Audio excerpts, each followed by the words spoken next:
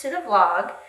This is something new I've started. I have a blog on my website where I was just blogging about weddings and elopements because I am a traveling wedding and elopement photographer and videographer.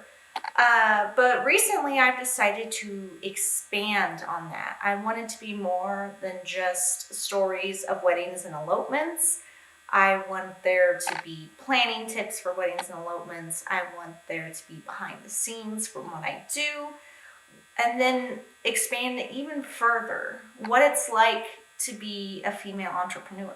What it's like to be a single parent entrepreneur. Business tips, photography, videography tips. All the things, even just simple life motivation. I really want there to be something for everybody. And that is why I also decided to make a vlog. Not everyone likes to read blogs. It's just not their thing. If you're anything like me, I love listening to podcasts.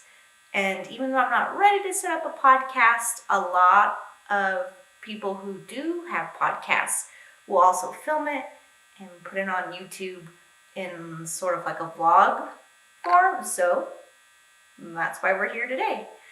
And so I have my first vlog story to share with you guys. It's pretty good.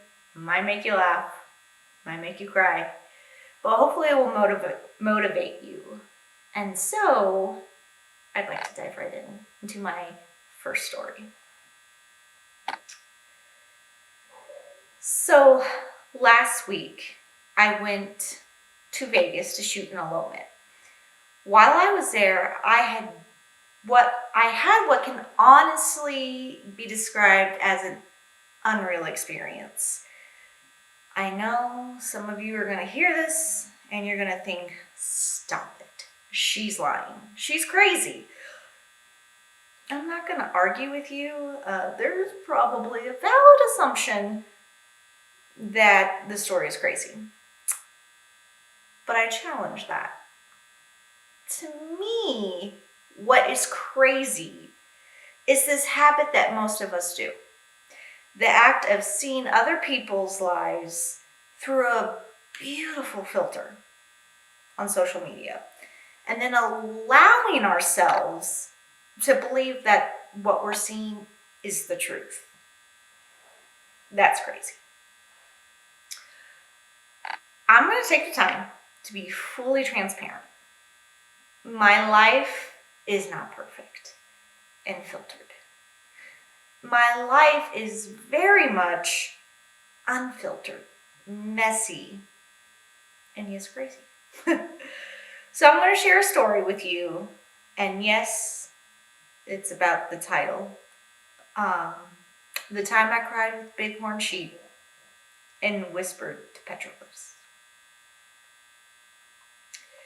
So I arrived in Vegas a day before the elopement. I got in early morning, so I had all day to explore. I had never been, this was my first time to Vegas. My initial goal was to explore downtown and the Strip and just do some location scouting. While I was eating lunch, I heard so many sirens, so many. I just assumed it was a bad accident. You know, it's a big city. Things happen. While I was eating, I got a text from my stepmom asking if I was okay. This was odd to me. Not because I'm not used to getting or hearing from her. We actually talk often. What was odd was the random timing of the text. So I called her. From the tone of her voice, I could tell something was wrong. She asked me again if I was okay and where was I. I tell her, yeah, I'm great. I'm just eating some lunch. She then explains that there is an active shooter at the University of Las Vegas. University of Nevada, Las Vegas, I guess I should say. It's all over the news. I had never been to Vegas before, like I said. I could not tell you which part of town I was in, which part of UNLV campus was in, which part of town UNLV campus was in. So I pulled up Google Maps. I literally was across the street from campus. I happened to be inside where I was eating. So I look out the window and I do a scan of the parking lot. I didn't see anyone running, laying on the ground, anything like that. People seem to just be going about their day as normal. So I calmly walked to my car and then drove as far away from the area as I could. Now, if you don't know, the UNLV is part of downtown. It is close enough to the strip in terms of active shooters that I just didn't want to be anywhere near the area. So I decided I needed to devise a different plan for the day. At that point, my anxiety was going. I didn't feel comfortable. I was in a city I'd never been in before. And then there was a shooting going on. I'd never been in a city where a shooting like that had been taking place. So my energy just felt off. And I knew I needed to sort myself out so I could be present for this elopement the next day. So I checked in with the couple, make sure they were good, make sure they were somewhere safe. They were, and they were doing fine. So it was time to do me for a little bit. I did a Google search on hiking in the Vegas area. If you don't know me, I love to hike. And the one thing that calms me down more than anything is just being out in nature. So I found a trail right outside Vegas. It was only a 20-minute drive or so. And to make it even better, there were petroglyphs you could see on this trail. Now, for those of you who do not know what a petroglyph is, petroglyphs are images created by scratching, engraving, or carving into rocks, typically like a rock wall. Many Native Americans did this. It was their way of telling the world their story. Some of you may not know this about me. I majored in linguistics and art history. I wanted to be a linguist that translated dead languages. That included translating petroglyphs, runes, hieroglyphics, the works.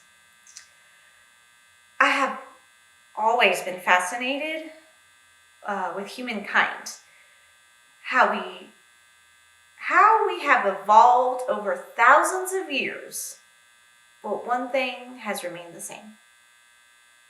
We want to tell our stories. So this was an opportunity for me to just nerd out for a little bit. I was so excited for the end destination, the goal, if you will, of getting to see these petroglyphs that I didn't account for so many things. The shoes I was wearing, which were Converse, that were too big because they were my oldest daughter's that I borrowed so I could be trendy. And she has bigger feet than me. But that's what I had on my feet. The fact that I didn't bring water with me. The fact that this trail is right outside Vegas. What's right outside Vegas? Desert. Mind you, it's December, so it wasn't like scorching heat, but still, like, it was in the 70s. You get thirsty. Did I account for what the trail would actually entail? Like the difficulty, the kind of landscaping I would be encountering? No, I didn't. I just read that it was a 4-mile loop. I knew I could walk 4 miles.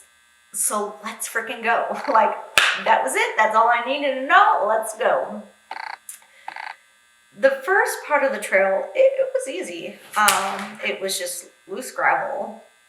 But quick side note, walking on loose gravel for several miles in inappropriate shoes, aka Converse, did not feel good after. It just didn't. I loved it though, guys. It was so quiet. There wasn't another soul around that I noticed. I wasn't on my phone. I didn't have to answer to anyone. I was out there alone in my thoughts, just with my thoughts. But all I could think about was how freaking cool getting to see these petroglyphs was going to be. I just wanted to get there. I was like a kid on a road trip. Are we there yet? Are we there yet? Like, that's where my mind was. And then the trail got hard. The trail started to wind through a ravine, which then turned into me walking through a canyon. I got excited though, because I knew the petroglyphs were somewhere on these canyon walls. And the further I went, the harder this trail got. There were several dried up waterfalls I had to climb up. And it wasn't until I finished this entire trail that I found out that six dried up waterfalls that I had to climb up. Each one got more challenging. And let's keep in mind what dried up waterfall means, okay? Let's just visually note that real quick.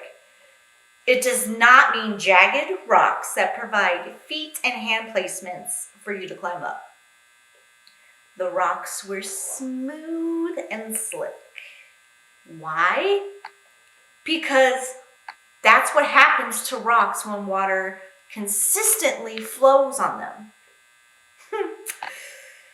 Another thing to point out, I am not a coordinated person. And I have a fear of heights. It doesn't matter if I'm 3 feet off the ground or 300. I have a fear of heights. But I love to hike. Even in backcountry hiking. I love it, but I have issues.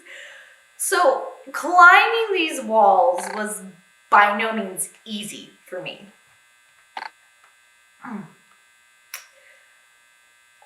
Actually, there was one rock wall I remember, and I'm so glad other people did not witness this, and if they did, I apologize in advance for your trauma. I walked backwards up this dried up waterfall. Why? I couldn't tell you. I could not tell you why. That was just the method that gave me the least amount of anxiety. I get to the point where I'm at the last dried up waterfall before I'm in the area where Google Maps showed me where the petroglyphs were going to be. You guys,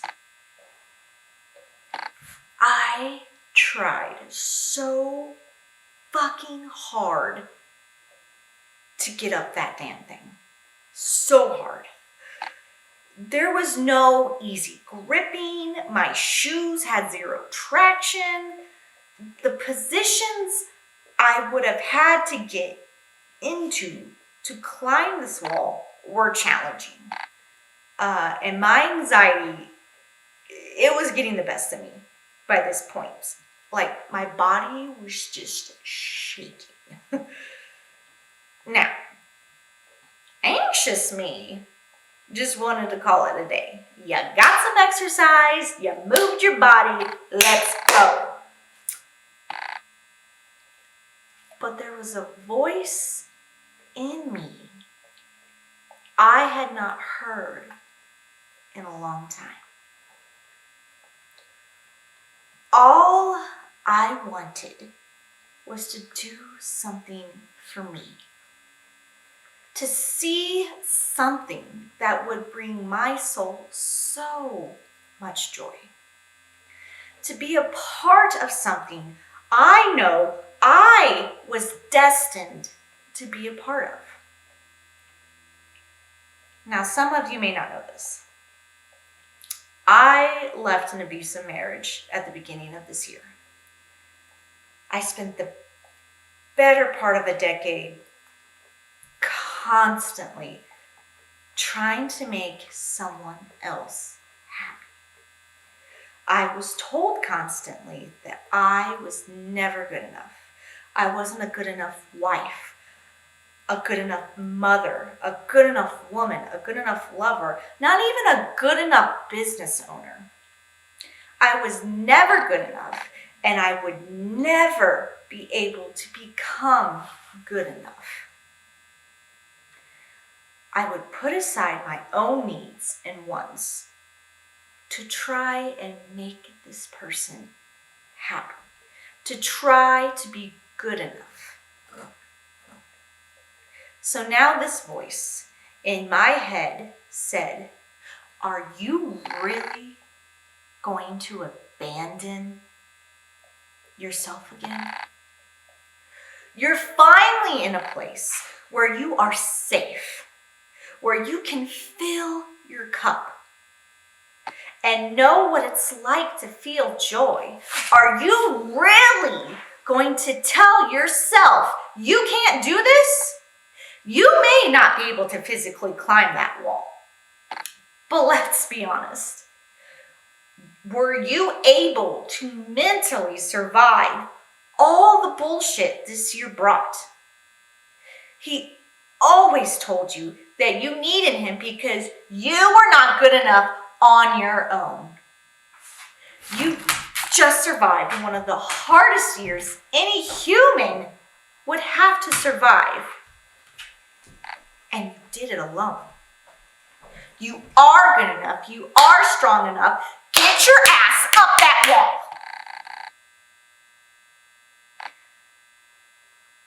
I felt a determination in me I had never felt before. If I was just a little bit taller, I could get myself up that wall. So I scanned the area and I found several pieces of broken boulders. So I pushed as much sand as I could up to the wall. I then started stacking rocks so I could get a boost. I was still just a little short, but I was going to make this work. I felt a little ridge at the top of the wall, and so I squeezed it as tight as I could with my right hand. And I hiked my right leg up, trying to push myself up that way. I felt my entire body just shaking, and my left side was starting to slip down. And so I squeezed that ledge with all that. I squeezed the ledge on this wall with my right leg and arm as tightly as I could. From a spectator's view, I'm sure it would have looked like the most unflattering spooning session ever. But you know what, guys? Sometimes it's not how you get there. You just get there, okay? So here I am spooning this rock wall. Not sure I can pull this off, but determined to do it anyway. And I said to myself, Jen, you might have to just roll up the damn thing.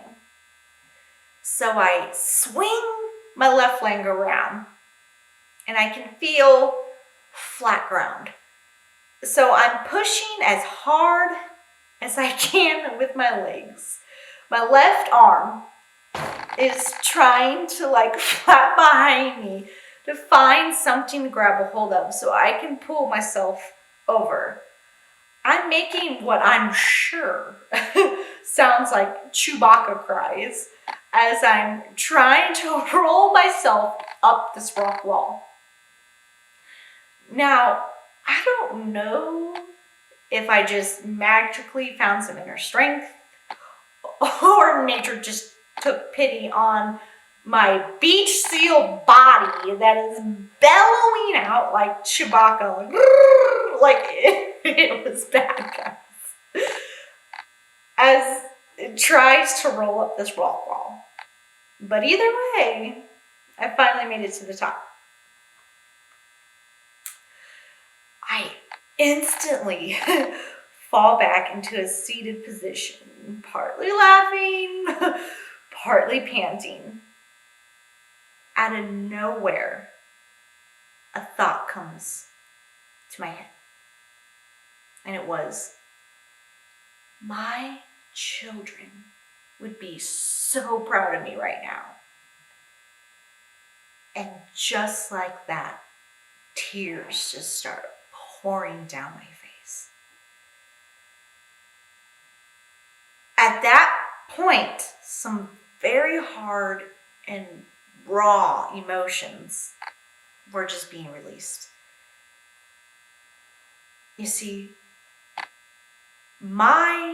I know my ex's abusive behavior was not my fault. However, as a mother, I feel incredibly guilty for the trauma my children have experienced. And the fact that that thought even had space in my head. I've gone on many hikes with my kids. They are well aware of my coordination struggles. I honestly would never have tried getting up that wall with them. But there I was. And I finally did it. And that meant everything. So as I sat there crying, I heard a noise. I look over, and I kid you not, there are 2 bighorn sheep just staring at me. I'm pretty sure they thought I lost my mind, but as I'm sure they witnessed my most ungraceful way of getting up that wall, they knew I was not a threat to them. So I just sat there with the bighorn sheep and cried. Now sure, I could have taken out my phone and had a selfie moment with these sheep. But honestly, that's not what that moment was for. May we never forget to be fully present in the moments that matter most. So I took a few not so great photos of the sheep. If you want to see them, go check out the blog. They're there on my phone. Mind you also, I had my professional camera with me while trying to do all this. So that was another thing feeding my anxiety because I didn't want to bust my equipment. 1, my camera's my baby.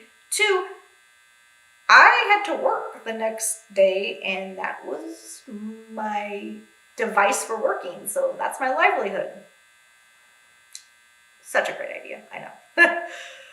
Anyway, after the tears had dried up, and I said goodbye to my friends. They're my new friends. I went on my way. Google Maps showed that I was just a few hundred feet from the area. At that point, I had laser vision again. I was determined to get to this spot, especially since, to me, I just climbed Mount Everest. So we're freaking going at this point. I finally get there and I don't see anything. I instantly become frustrated and angry. I literally went all this way and put in all this effort for nothing? No. I did the work. Where is my reward? I mean, how many of us have had that mentality? We do the work, where's the freaking reward? I stood there for a while, just letting me feel what I was feeling. I'm not going to act on it. I'm just going to let these feelings feel and validate my frustration at that point. So I finally calmed down and was ready to accept this journey for whatever it was. I start to slowly make my way back, no longer thinking about the destination or end goal. I'm done. I am more aware of where I am. The sounds I hear as my feet move across the boulders. The weightless feeling I could feel inside after a really good cry session. I mean, that was good. And then there it was, a cliff. I literally walked right past it. You see, I was so focused on the end goal that I missed the process. I was so focused on the end result that I was blinded to the process. I did not see what I needed to see. I did not do what I needed to do. This may sound a little woo-woo to some, but I whispered to the petroglyphs. I did. I understand it's just a carving on a rock, okay? I get that. But at some point, another human being stood where I stood and carved their story into that rock. And that's freaking awesome, guys. Sure, it probably looked different, the area back then when they did it. But all these years later, like we're talking thousands, years later, maybe, 100,000. I'm not doing the math. Anyway, another human made it to be another human made it to be a witness to their story. Thousands of years later, I made it to witness their story. So many years later, guys, think about the beauty of that for a minute. Now, sure, I'll never know what the story was. That doesn't matter, though. If you will, there is a spirit or energy to our stories that will forever remain. When we release them out into the world, there's a spirit or energy within that story that will forever remain. We don't need the full story to appreciate another human's life. We don't. So I whispered with the petroglyphs for a bit. And then it was time to head back. I knew now how to approach this elopement. That experience was such a gift for so many reasons. So, as you end this year and prepare to embark on a journey of a new year, may you remember this. You are good enough. Stop focusing on the end result. Focus on the process and allow yourself to be fully present in the journey. And may you marvel at the opportunities that come your way when you're due. Thank you so much for listening to this. I really appreciate your guys' support. That's really what helps me keep going and striving to share stories, not only my own, but of others. And I hope to see you next time.